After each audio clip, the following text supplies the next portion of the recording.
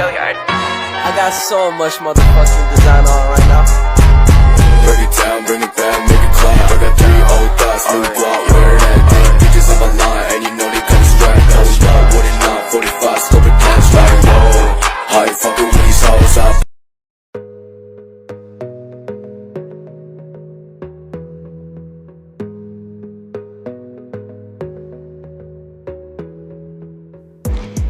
Assalamualaikum warahmatullahi wabarakatuh.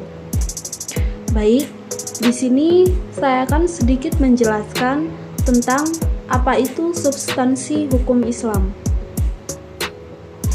Oke, langsung saja.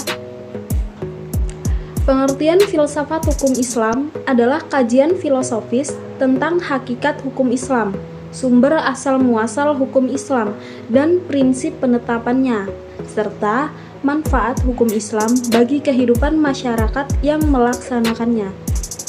Dengan demikian, yang dimaksud dengan filsafat hukum Islam adalah setiap kaidah, asas, aturan-aturan pengendalian masyarakat pemeluk agama Islam. Hukum Islam juga mengatur seluruh aspek kehidupan manusia agar selamat di dunia dan di akhirat. Hukum Islam mengontrol, mengatur, dan meregulasi semua perilaku privat maupun publik seseorang. Hukum Islam itu juga mengatur tatanan tentang bagaimana seseorang harus bertingkah laku dalam kehidupan bermasyarakat dan berinteraksi dengan kelompok lain. Oke, selanjutnya, faktor yang menjadi ciri filsafat hukum Islam. Itu ada 5. Yang pertama, wacana atau argumentasi. Itu menandakan bahwa filsafat memiliki kegiatan berupa pembicaraan yang mengandalkan pada pemikiran, rasio, dan tanpa verifikasi uji empiris. Kebenaran filosofis tidak memerlukan pembuktian-pembuktian atau tidak perlu didasari pembuktian kebenaran, baik melalui eksperimentasi maupun pencarian data lapangan. Yang kedua, segala hal atau sekalian alam. Artinya, semua materi pembicaraan filsafat adalah segala hal yang menyangkut keseluruhan, yang bersifat universal. Ada atau tidak ada permasalahannya, filsafat merupakan bagian dari perbincangan. Hal itulah yang membedakan antara filsafat dan ilmu pengetahuan yang membicarakan lingkup tertentu.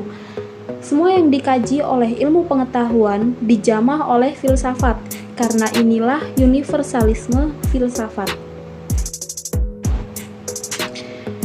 Yang ketiga, sistematis. Artinya, perbincangan mengenai segala sesuatu dilakukan secara teratur mengikuti sistem yang berlaku, sehingga tahapan-tahapannya mudah diikuti. Dengan demikian, perbincangan tersebut tepat atau tidak dapat diikuti dan dikaji oleh orang lain, meskipun pada akhirnya hanya ada satu pengertian mengenai sesuatu yang dimaksud. Yang keempat, radikal.